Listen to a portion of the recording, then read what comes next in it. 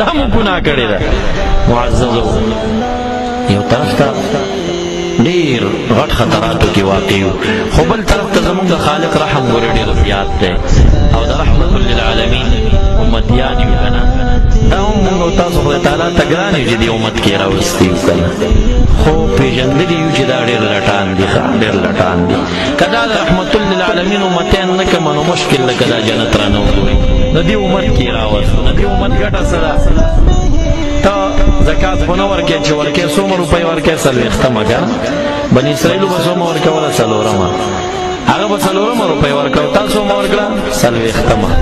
تا څلوېښتمه روپۍ ورکړي، د هغه څلورمه روپۍ ورکړي، تا په سلو کې دوه نیمې روپۍ ورکړي. اجر د څو دی؟ د 25.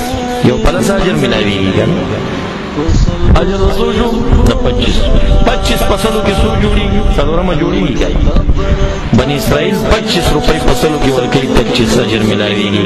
ته دوه نیمې روپۍ ورکوې، 25 اجر ملاویږي. بني اسرائیل 50 منځونه کوي، د 50 اجر ملاویږي. ته 5 منځونه کوي، د 50 اجر ملاویږي. معززو دا تا ته یو خوا خو یې در باندې احسان په مونږ او تاسو کړی چې دې بهترین امت کې راوستي وو، خو بل خوا یې پېژندلي وو چې دا لټان دي، که دا بل امت کې راولم دا چېرته جنت حاصلولی شي. د دې بهترین امت کې الحمدلله راغلي، د رحمت للعالمین شفاعت ته مسترګې دي او د خدای تعالی د رحم ته مسترګې دي.